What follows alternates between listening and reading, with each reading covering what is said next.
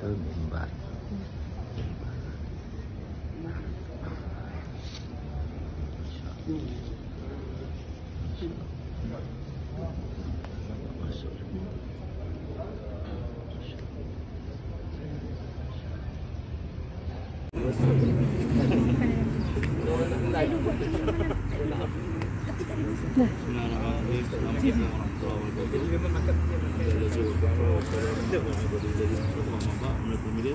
Bersyukur banyak pada Allah kita dapat menunaikan solat di Masjid Quba. Mana kita semua tahu Masjid Quba adalah masjid pertama di dunia Islam. Dan masjid yang dibina oleh sahabat takwa. Bahkan kata ulama sahabat Nabi di Islam Rasulullah beritahu kalau masjid ini dibina di ujung dunia pun kami akan safar pergi ke sana. Tempat banyak pertama di dunia Islam. Bahkan ulama beritahu masjid ni telah dibina oleh Nabi SAW sendiri. Sahabat kata kami tengok dengan mata kami Nabi telah angkat batu di belakang begini. Bila sahabat datang nak bantu, Nabi beritahu angkat batu yang lain. Dan sunnah bina masjid ni kalau kita tengok banyak diamalkan oleh orang-orang Ramadan Hanafi lah. India, Pakistan, Bangladesh, mana-mana negara dia pergi ada masjid India, masjid Pakistan. Kita datang semayang kita tak bina. Kita orang Melayu ambil penuhkan masjid. Jadi tuan-tuan yang dimiliki Allah Subhanahu Wa Taala, tapak kita berdiri sekarang ni dah tapak satu telaga. Dulu kawasan sini ada kebun. Masa belajar dulu sini dibuat air pancur untuk penduduk tandu lah. Sekarang tak ada. Baik, jadi telaga ni dipanggil telaga Arish. Arish ni nama satu orang Yahudi, dia peladang. Baik, sebelum saya terlupa, di Madinah ni ada dua kaum Arab dan juga Yahudi lah. Yahudi daripada tiga suku, Bani Nadir, Bani Qainuqa dan Bani Quraiza. Rezeki nanti kita akan pergi ke kawasan tu lah. Kita nak rezeki ke apa. Pergi kampung Yahudi ni lagi tunjuk tempat. Ibrah lah kan. Jadi tiga suku ni mendiami bumi Yasrib. Dan kata ulama dalam kitab Ma'lim sebut dia datang dengan dua cara. Satu, pergi haji dengan Nabi Musa. Seluruh Anbiya alaihi wassalatu taslimat pergi haji dengan kaedah mereka masing-masing. Jadi termasuklah Bani Israel, mereka pergi dengan Nabi Musa. Dan bila balik Nabi dah ditunjukkan oleh Allah tempat tinggal Nabi akhir zaman. Sebab Nabi-Nabi terdahulu kata ulama dibuat usul tiga perkara. Pertama, mentauhidkan Allah. Kedua, cerita tentang akhirat. Yang ketiga, ada Nabi akhir zaman. Ini tiga kaedah lawan Nabi dulu kita. Jadi ketika sampai di Uhud, Nabi Musa AS naik gunung Uhud dan baginda beritahu dengan tempat tinggal Nabi akhir zaman. Maka sebagian orang Yahudi kata, wahai Musa, tinggal kami kat sini. Kami nak jumpa Nabi akhir zaman, nak berjuang bersama mereka. Dan nak berjuang bersama Nabi akhir zaman. Tapi bila Nabi datang, mereka lah penentang paling kuat ni. Sebab tak kena dengan mereka tentang Nabi SAW. Baik, yang kedua, kaedah mereka datang ketika mereka mengembara cari Nabi akhir zaman. Jadi mereka bergerak daripada Syam, mereka bergerak ke satu negeri sehingga sampai ke Yasrib. Sebab itu 200 kilo dari sini insya-Allah kita akan pergi Khaybar. Kita akan tengok suasana ni mirip macam Madinah. Dan di Khaybar ni sebagai Yahudi telah tinggal di sana. Dia kata inilah tempat tinggal Nabi Azam seperti disebut dalam kitab kita. Sebagian lagi tak, depan lagi. Sebab itu bila mereka dihalau oleh baginda daripada Madinah, mereka lari pergi Khaybar. Sebab kawan-kawan mereka yang sama-sama safar dulu ada kat sana kita pilih mereka. Jadi sebab itu mereka pindah ke sana. Dan kata ulama, mereka menetap di kawasan Quba. Dan kelebihan Yahudi ni, antara kelebihan yang Allah bagi pada mereka, selain daripada pandai, Allah bagi di kelebihan boleh dapat kesan di mana tanah subuh. Sebab itu ulama kata Palestin dan semua tu dia tahu kat mana tempat-tempat subuh yang tu diambil orang Islam ni. Termasuk di Madinah dia tak ada tempat lain, dia ada kawasan Quba. Sebab dia kawasan yang paling subuh tanah kurma. Dan apa mereka buat, cara kaedah mereka buat daripada zaman dulu sampai sekarang sama je.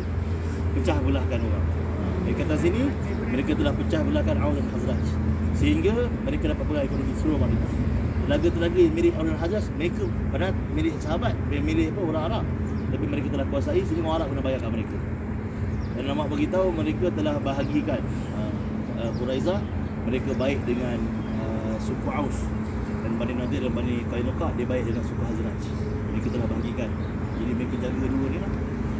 Dan orang Arab pula daripada dua suku kita cerita, Aus dan Khazraj. Aus dipimpin oleh Sa'ad bin Mu'az, orang muda, dan Khazraj dipimpin oleh Sa'ad bin Ubadah.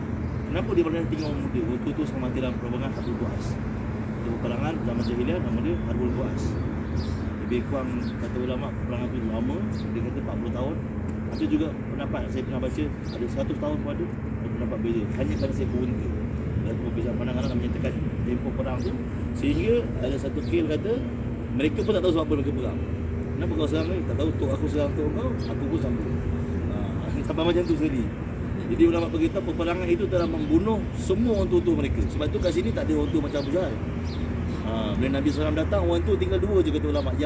Yang merupakan pemimpin, dua je tinggal. Pertama Abdullah bin Ubay bin Salul, kedua Abu Amir bin Sofi. Dan dua-dua ni bapa bagi sahabat. Abdullah bin Ubay bin Salul ni anak dia sahabat Abdullah bin Ubay bin Salul. Abu Amir bin Sofi ni anak dia Rasul Malaika Hanzalah bin Abu Amir. Jadi dua-dua ni bapa penentang Nabi, anak sahabat. Dan benda tu tak jadi pelik di zaman hayat Nabi, benda tu biasa. Ramai sahabat macam tu.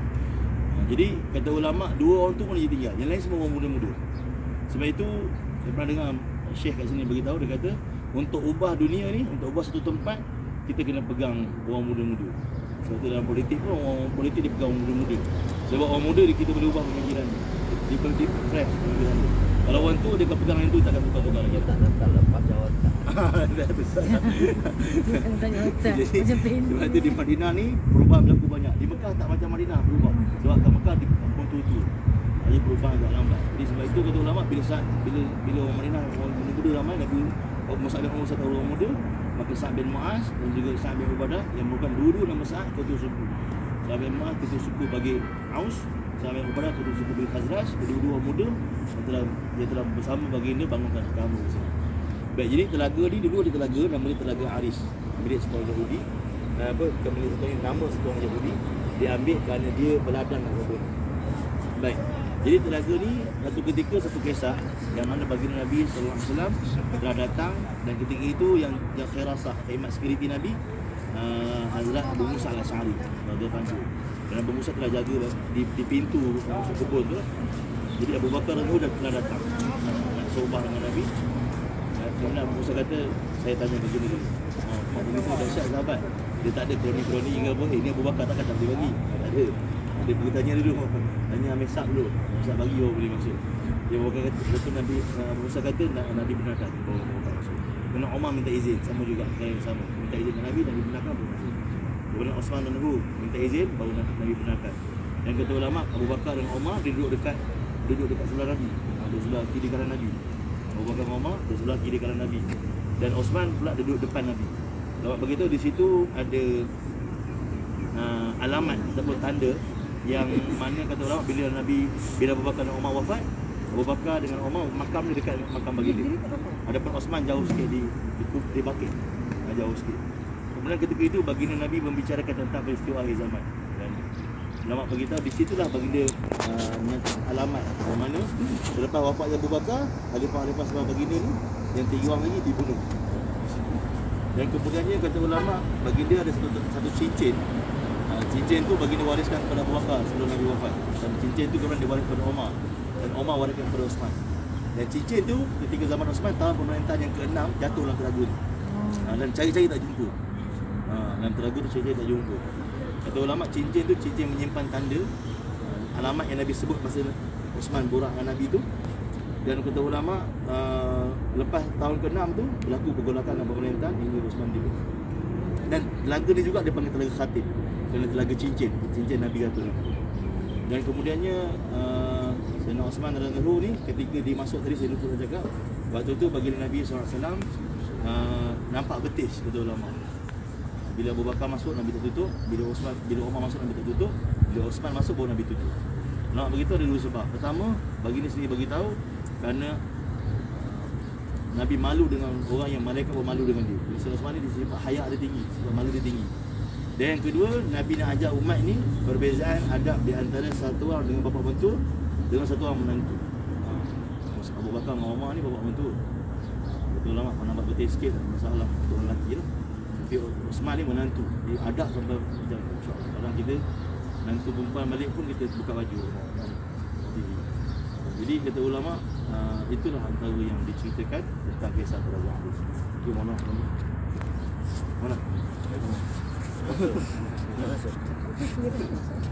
Kita pergi mana?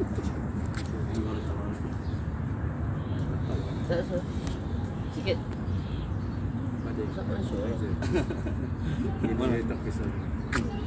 Tak tahu lah cerita. Habis dah ustaz bagi. Oh tahu.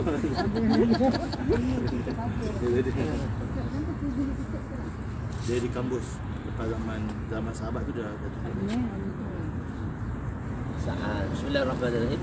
Untuk kedua Aus dan Khadraj tu, untuk Sa'ad bin apa? Sa'ad bin Mu'az antara sahabat yang mana apabila dia meninggal Arash bergegar. Apabila dia meninggal Arash bergegar.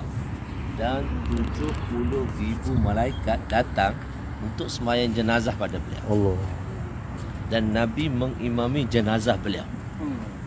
Itu kelebihan Sa'ad bin Mu'az. Sa'ad bin Ubadah, Ustaz Mansur. Dan Sa'ad bin Mu'az radhiyallahu anhu pernah berkata, dia depan Nabi SAW, dia kata, ya Rasulullah, khuz ma syi'ta wa da' ma syi'ta. Wahai Rasulullah, kau ambil saja daripada apa-apa. Kau nak pilih ya, dan kau tinggalkan apa saja.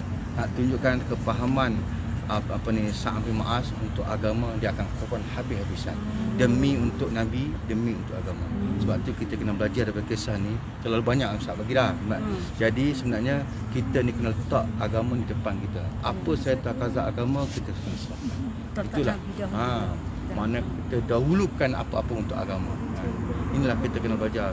Kita tak sampai tahap tu sebenarnya, tapi kita kena cakap lagi dan lagi, dengar lagi dan lagi. Jadi sebab tu kita tengok Sayyidina Abu Bakar telah korban habis-habisan, Sayyidina Umar bin Khattab dalam separuh, dan sahabat-sahabat lain ikut. Tapi sebenarnya Nabi nak bawa sampai tahap pengorbanan tu bukan harta tapi diri, sehingga nyawa dan harta semua untuk Allah dan Rasul. Sebab tu kita datang ni tengok ni. Jadi kita tengok Sa'ad bin Ubadah tu sebenarnya dia seorang sahabat yang tua kan, tapi dia juga kan, dia sanggup kata, kalaulah di kalangan kami kan, di kalangan yang yang tak tepat, yang memberontak ke apa kan, yang menyebabkan Nabi SAW masa berlakunya hadisul if, fitnah Hadrat Aisyah radhiyallahu anha, Sa'ad bin Ubadah bangun untuk kata, kalau ini datang fitnah daripada kaum kita, kaum Khazraj, saya akan ajarkan. Tapi kalau berlaku pada kaum Aus kan, saya akan bunuh mereka. Bangun ni pemimpin mereka. Jadi macam nak bergaduh, tapi Nabi SAW telah tenangkan. Ini dua-dua jazbah nak menenangkan Nabi SAW. Sebab tu kita dalam kehidupan kita, macam mana kita sekarang, Nabi SAW punya fikir risau terhadap umat. Nabi sampai dalam kubur pun Nabi fikir, sampai masyar Nabi fikir. Jadi kita, sebab itulah kita kena tenangkan Nabi. Jadi sebab tu kita kena bangun buat kerja agama. InsyaAllah Sa'ad bin Ubadah. Ada Sa'ad bin Ubadah, dia masa buang air, kalau dalam hadis istiqbal qiblah, macam mana buang air, dia Nabi kata jangan buang air di tempat berlubang. Di situ mungkin ada sesuatu perkara. Ulama kata ada 3. Mungkin ada serangga yang kecil yang menyebabkan dia akan mati. Mungkin ada ular menyebabkan dia akan kena patuk. Tapi Sa'ad bin Ubadah dia terkena lubang yang mana ada jin, dan dia dipanah oleh jin. Qatalna Sa'ad bin Ubadah, kami telah membunuh Sa'ad bin Ubadah, kata jin tadi, kerana dia kata dia kencing kat lubang kami. Jadi itu di antara adab-adab yang Nabi ajar. Kalau lubang-lubang jangan buang air. Takut di situ ada rumah orang lain. Itulah Sa'ad bin Ubadah, tentang cerita Sa'ad bin Ubadah. Dan cuma kita, oleh kenapa dia dipanah oleh jin, kita tak ambil peristiwa sebaliknya. Sebab Sayyidatuna Aisyah radhiyallahu anha berkata, apabila satu orang tu nak mati dalam keadaan azab, maka Nabi kata dengan sebab itu darjat dia ditinggikan. Bukan kerana dia mati tu, kerana Allah Ta'ala nak tinggikan darjat dia. Setelah aku melihat kewafatan yang menimpa Nabi sewaktu Nabi nak wafat, begitu sakit, Nabi 3 bulan sakit sebelum Nabi sakit berat. Sakit kepala 3 bulan, Nabi ikat kepala macam ni. Nabi kata, ya ra'satah, hai kepala aku yang sakit. Nabi sakit kepala 3 bulan. Lepas tu baru Nabi sakit berat seminggu. Jadi maksudnya Aisyah kata, aku ingat orang nak mati sakit tu dia lah mati teruk. Tak. Kalaulah mati itu mati yang menyenangkan, mati yang senang itu disukai, kenapa tidak menimpa Nabi? Maka Aisyah berkata, setelah aku melihat kewafatan Nabi, maka aku mengatakan orang yang mati itu sebenarnya darjat dia ditinggikan oleh Allah SWT. Jadi kita tak tengok sebalik, kita tengok ke depan kebaikan. Dia meninggal, saat bodoh tu meninggal kat mana? Di depan lah. Oh. Dia kena kena panah. Oh. Dia oleh panah jin. Masa tu Nabi ada lagi wafat. Dia masuk Masa Nabi masih ada. Insya-Allah. Tak, saya soal satu soalan. Ada mengatakan Rasulullah meninggalkan daripada dia kena sihir. Salah satu faktor yang dia meninggal tu sihir, yang kesan sihir tu dulu. Ya, sebab ulama mengatakan untuk mendatangkan pahala syahid kepada Nabi. So kesan sihir tu telah menjalar dalam diri. Dia mengatakan Nabi mati syahid. Sebab Nabi minum tu di Khaybar. Mana manusia boleh kena sihir dan perlu berbuat kan. Mana ada kita hamba Allah kan. Tapi tu Nabi ajar doa sebelum tidur kan. Supaya pelihara daripada sihir-sihir tu kan. Allah benarkan, tapi nak tunjuk kita sebagai taklil ummah kan. Panjang pula.